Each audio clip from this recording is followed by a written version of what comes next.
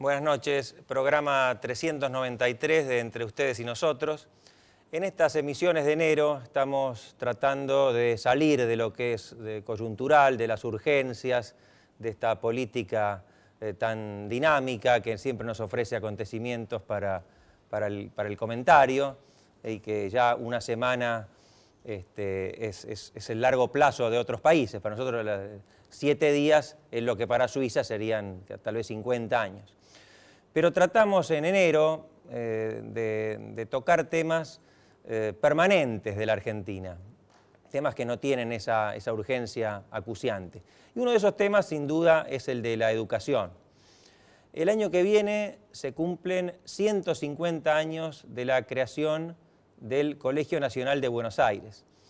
El colegio tiene antecedentes en esa manzana de las luces histórica. Hubo otros establecimientos educativos antes, pero se considera como punto de partida de la actual institución el decreto del presidente Mitre que lo estableció. Mitre había asumido hace muy poco la presidencia, en octubre, 12 de octubre de 1862, y unos meses después, dicta el decreto por el cual se crea el Colegio Nacional de Buenos Aires. Como parte de una política, digamos, nacional, se estaba constituyendo la nación, veníamos de largas luchas civiles, y el propósito del colegio era que allí se formaran jóvenes de todas las provincias. La idea inicial era becar a jóvenes distinguidos en sus calidades intelectuales, pero de escasos recursos de las distintas provincias, para que formaran un espíritu nacional y luego volvieran a sus provincias bien calificados. Así que las provincias debían seleccionar a algunos de ellos, y uno de los que no pudo entrar, y siempre lo lamentó, fue Domingo Faustino Sarmiento, porque en San Juan se tuvo que hacer un sorteo entre los más calificados y él quedó afuera. Y en Recuerdos de Provincia, su libro de memorias, él dice, entre otras cosas, dice: «Qué día de tristeza para mis padres, aquel en que nos dieron la fatal noticia del escrutinio. Mi madre lloraba en silencio, mi padre tenía la cabeza sepultada entre sus manos». Algunos fuimos más afortunados que Domingo Faustino Sarmiento, aunque sea solo en ese aspecto, y pudimos ingresar al histórico colegio. Y hoy vamos a hablar con algunos amigos que integran la Asociación de Exalumnos del Colegio Nacional de Buenos Aires, el presidente Walter Papú. Buenas noches. Buenas noches. Y el vicepresidente segundo, Carlos Alberto Cano, alias Pato Cano. Exactamente, buenas noches. Buenas noches. Ellos desarrollan una labor extraordinaria. Jorge y yo somos, Jorge que está llegando, les aviso, y por un problema de tránsito está algo demorado, somos exalumnos y participamos, contribuimos con la asociación, con la cuota que corresponde, y poco más, pero los que están día a día en esa institución tan notable son ellos. Así que yo en primer lugar los quiero felicitar por la tarea que realizan. Muchas gracias. Y es que hiciera como una primera pregunta para cualquiera de los dos. Siempre se nos reprocha a los exalumnos de Buenos Aires cierta petulancia. Yo creo que es un sentido de pertenencia muy grande que tenemos. Ustedes lo deben evaluar mejor que yo porque están todos los días con exalumnos. ¿Qué es eso que tiene el Buenos Aires que nos hace que no podamos desligarnos nunca de él? Y sí, es así. En general se nos dice que tenemos cierta soberbia porque nosotros no conocemos otro colegio que no sea el Nacional de Buenos Aires. Sí, decimos el colegio como si fuera el único. Y Como cuando dice Hanglin. te dice, ¿vos a dónde fuiste? ¿Dónde estudiaste el secundario? Al colegio. ¿Qué colegio? No, al colegio. ¿Qué colegio? No, el colegio. No hay otro colegio. Además son escuelas. Esa es un poco, a partir de ahí nace cierto tema de soberbia que tenemos. En realidad tenemos un orgullo de pertenencia. En realidad esto, más allá de las distintas épocas, de las bandas etarias, de que el colegio es caja de resonancia de la vida social, política y económica contemporánea de cada etapa del país, hay algo que a todos los egresados, graduados, todos los exalumnos que pasamos por esas aulas, por esos claustros, nos mueve, que es la pertenencia. Quizá inexplicable para otros o gente que nos dice ¿y qué? Pero cuando vos te cruzás con alguien, vos casi que sabés que si fue al colegio o no fue al colegio. Una mística, una educación muy especial, una forma de pararse ante la realidad y sobre todo, fundamentalmente, el chico de 13 años que deja la televisión y los juguetes y la pelota en la calle en nuestra época para pasar de ser de repente universitario a los 13 años. Un crecimiento de golpe, un traslado de responsabilidades, un ejercicio de las prácticas democráticas desde muy joven. Todo va formándonos con una mística, una forma de ser y de sentir esas aulas que trasciende el solo hecho de ir al colegio secundario. Y Pato, esa pertenencia no está arraigada en una determinada religión, una clase social, como pueden tener otras instituciones, No, porque hay las procedencias más variadas en Buenos Aires. Más variadas, más cambiantes. Por empezar, empezó siendo un colegio solo para varones. La primera promoción mixta conocida es Y la si de me permitís, de paso le damos la bienvenida a otro exalumno, el doctor Jorge Enríquez. Es la de Muchísimas Promoción, gracias. promoción 64, igual que el doctor Cano, el doctor Papú. Y Walter y yo somos de la 79. De la 79. Hay 15 años de diferencia que no hacía falta hacerlo notar. Buenas noches, antes que nada. El tránsito de Buenos Aires es atroz, aún en enero, ¿no? y eso, Hablamos, Jorge, de la pertenencia, del sentido de pertenencia al colegio. eso que decía Walter precisamente es además motivo de mucha mofa a veces, porque dicen, una vez hablando de esto, de esa soberbia que tenemos, un compañero nos dijo, bueno, si no fuera por esa soberbia seríamos perfectos. Pero la realidad es que el colegio tiene un muy buen plan de estudios, siempre ha tenido muy buenos profesores, muchos en una época eran todos profesores de la universidad además. Y una cosa que es importante para la educación, creo que en general, es que el colegio es muy requerido por los chicos que desean ingresar a él. Entonces se inscribe un montón de gente. ¿Y quiénes entran? Los que pueden sortear los escollos del curso de ingreso ahora y examen de ingreso en nuestra época. O sea, los mejores. Y tirar semilla en los mejores es muy fácil. Es decir, si uno tiene buenos profesores y tiene alumnos que responden y que están exigiendo más, ahí está el principio de la excelencia. Eso es lo que pasa. Jorge. Cuando muchas veces en reuniones sociales uno dice que con orgullo, que es egresado, y estoy viendo que el único que tiene el escudito hoy es Walter, uno dice con orgullo que pertenece al Colegio Nacional de Buenos Aires, hay gente que lo mira, ya empezó la casta.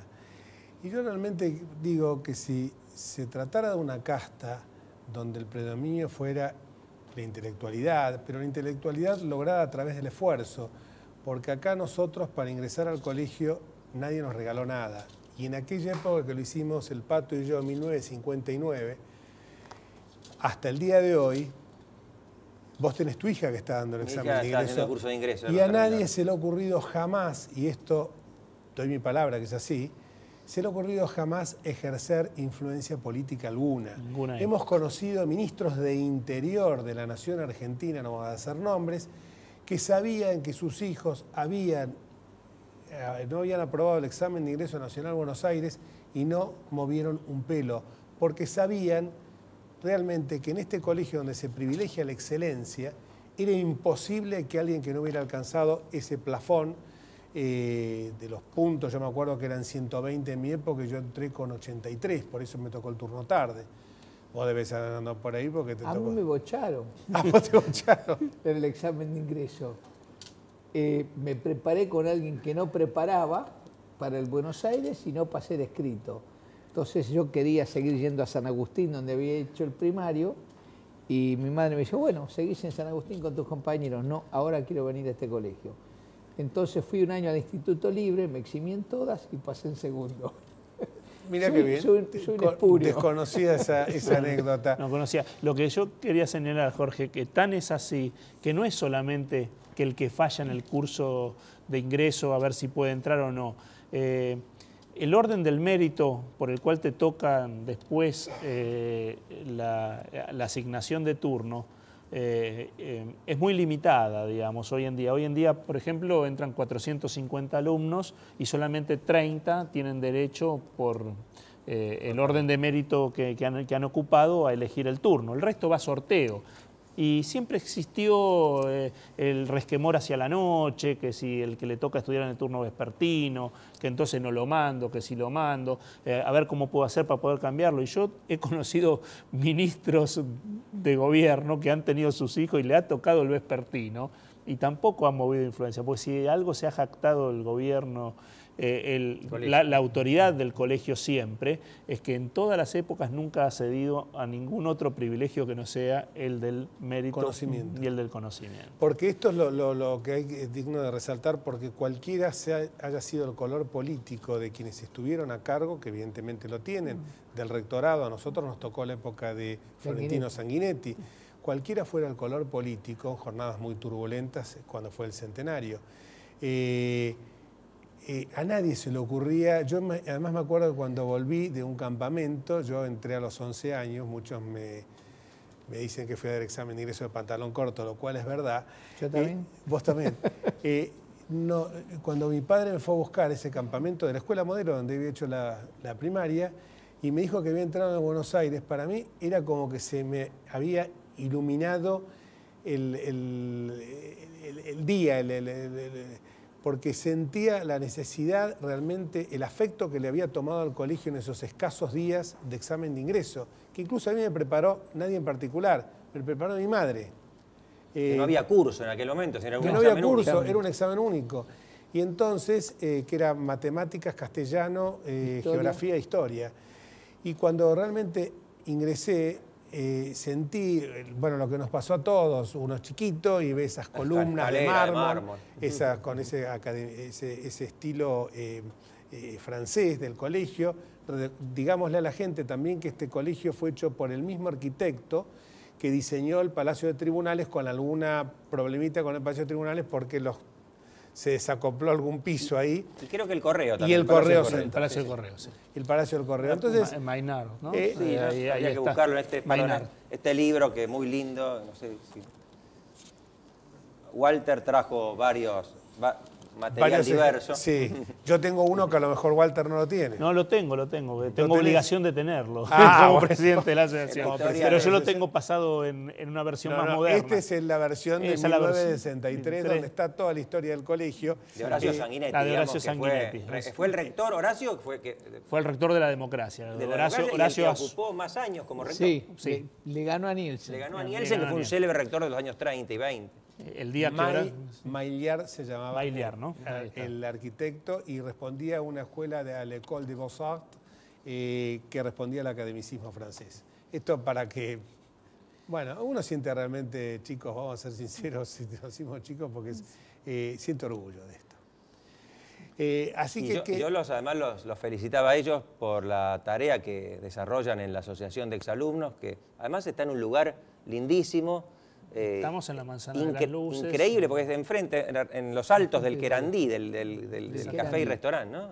Descríbanlo ustedes mejor. Era un viejo café que nosotros íbamos a jugar a los dados cuando íbamos al colegio, hasta que entraba algún profesor y nos íbamos. Pero viejo café tradicional de Buenos Aires, el Querandí.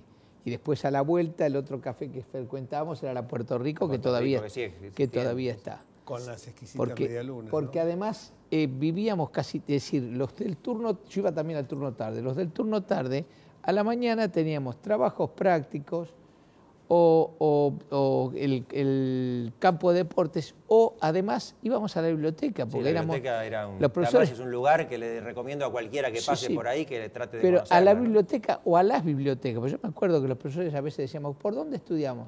Ah, no sé, señores. Ustedes son alumnos universitarios, vayan a la biblioteca y averigüen. Y teníamos que ir a la biblioteca. Y había que estar también en los contraturnos, en los laboratorios de física, de química, anatomía, todo. Jorge, no sé si ya... Hoy una pausa. Una situación rara, pero... Vamos a la pausa.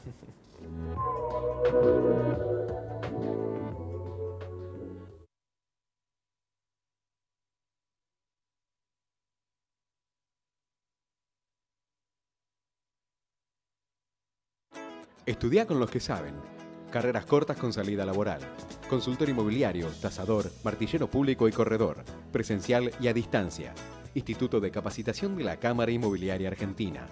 www.isi.edu.ar.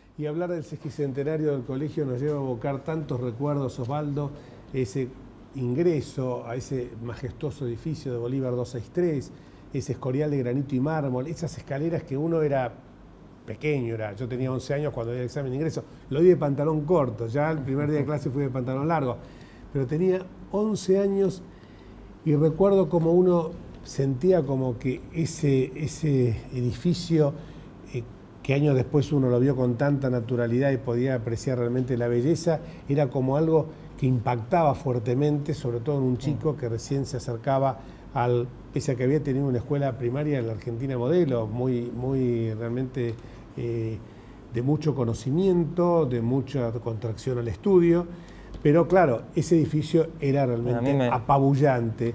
Y los profesores que uno tuvo en esos años, cuando era un niño, qué sé yo, 11, 12 años, yo recuerdo algunos, y vos tendrás otros. Yo recuerdo a Raúl H. Castañino, que fue en primer año el profesor nuestro en castellano, lo que ahora se llama lengua, y que era el presidente de la Academia Nacional de Letras. Nos hacía leer La alegría del capitán Ribot,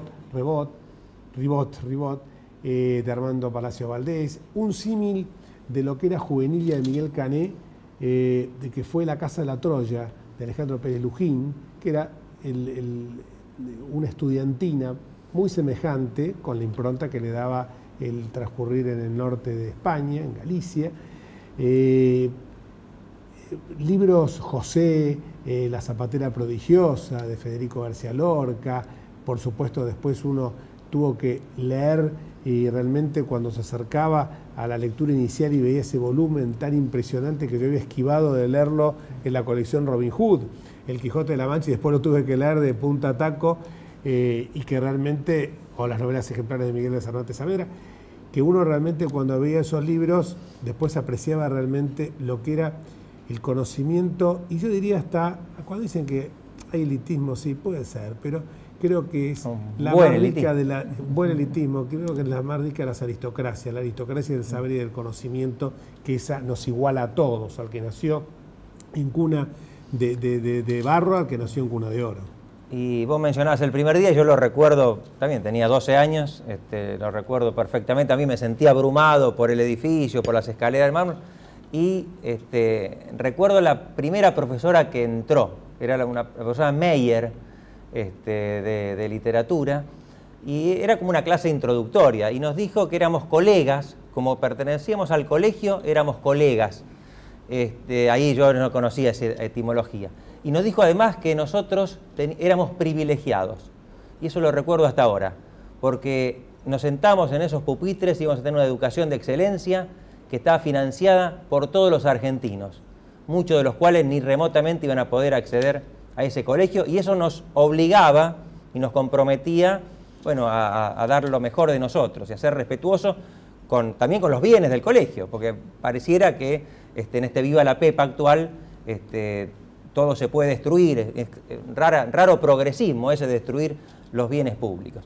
Y vos mencionabas a algún profesor, y el que recuerdo con más cariño yo fue también de literatura, el profesor José Luis Moure, hoy miembro de la Academia Argentina de Letras, y en tercer año lo tuvimos, la cantidad de libros que leímos, pero yo recuerdo particularmente un bimestre que le dedicamos enteramente a la literatura de Borges, y a partir de ahí yo me hice fanático, borgiano fanático, y no sé si lo hubiera sido sin esa intermediación de Moure, a que si por casualidad está mirando el programa, se lo agradezco, como él lo sabe que... Lo vamos a invitar este año, como nos encontramos el otro día a la salida del programa de Fanny Mandelbaum, con una profesora nuestra que estaba magnífica, que es la profesora Lerner de Psicología, y tantos otros que se agolpan en los recuerdos, ¿no? de lo que fue, uno piensa a la profesora Murphy en dibujo, la gorda, como le decíamos cariñosamente,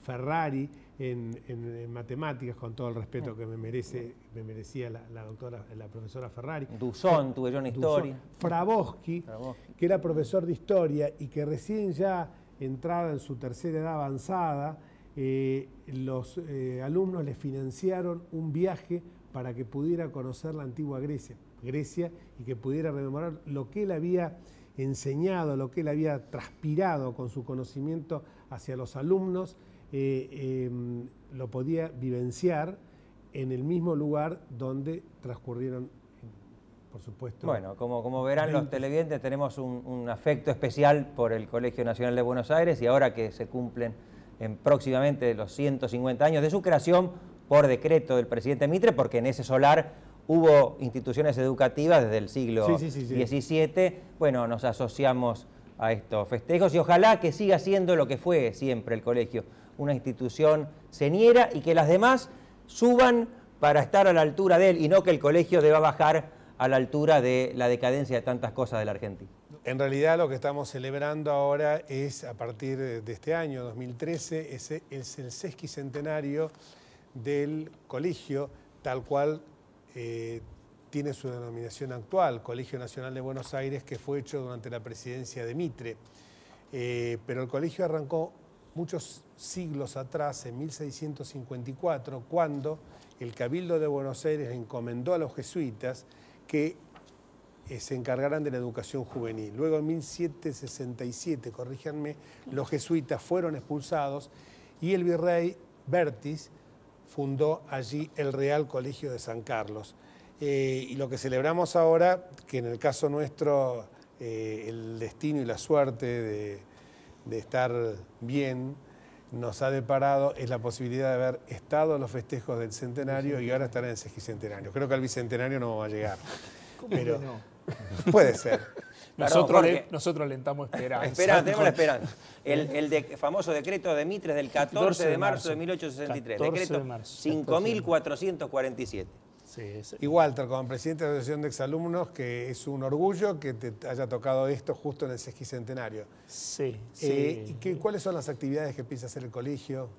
Bueno, el colegio emprendió ya desde este año una serie de actividades para festejar el sesquicentenario, no de su fundación, sino de su denominación actual, como ustedes explicaron al comenzar. El colegio tiene prevista una serie de actividades durante el año, no una actividad específica exclusiva. En principio, para el 14 de marzo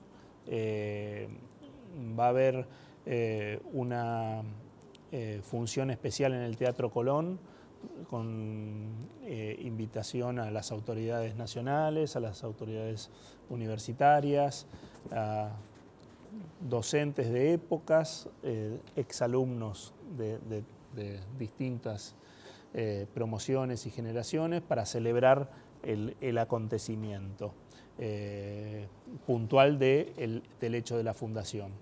Después, durante todo el año, va a haber exposiciones pictóricas, va a haber presentaciones del grupo de teatro del colegio, del coro del colegio, y se están realizando, además, se está armando un libro sobre la historia del Colegio Nacional de Buenos Aires, y la actualización de ese libro que vos poseés ahí, que tiene las promociones hasta el año 1998, si mal no recuerdo, y que va a actualizar toda la información hasta el año 2012. Con motivo del sesquicentenario se han desarrollado obras importantes en el colegio también. Hemos tenido la suerte de que se han podido reparar los patios internos del colegio, que en realidad presentaban bastante peligro para los estudiantes en su momento, con algunos desprendimientos.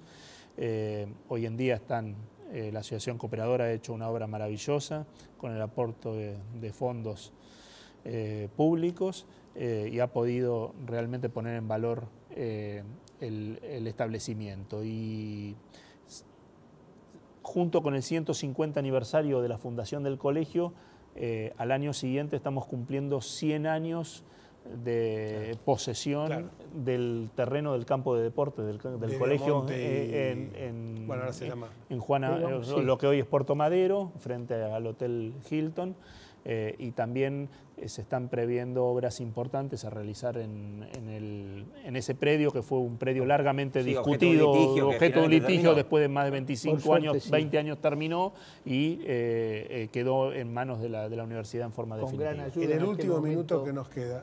Tuya. ¿Con gran ayuda? Tuya. Con el tema del en el campo. último minuto que nos queda, ¿cómo está la educación hoy en el colegio? Bien. Nosotros siempre pensamos que todo tiempo pasado fue mejor, que los alumnos eran mejores, que los profesores eran mejores, pero yo creo que los chicos, insisto, siguen teniendo mucha capacidad, mucha tira con los profesores, y lo dicho está es que vemos que han seguido saliendo científicos, en las competencias que hay alumnos, siempre hay alguno del Buenos Aires. Yo creo que está bien.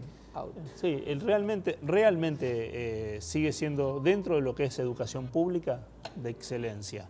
Como toda educación. Cambiaron la forma. Hoy van vestidos de distinta manera. Tiene que estar dan unas vueltas olímpicas más complicadas. Este es el primer programa que vamos a hacer sobre el Colegio Nacional de Buenos Aires, Hermanos en el Aula y en la Vida. Nos despedimos simplemente señalando esa frase que está al final del libro de Miguel Cané, Juvenilia, que hablaba de amar el estudio y que los éxitos que depara la vida arrancan de las primeras horas que uno transcurre en la niñez sobre los libros.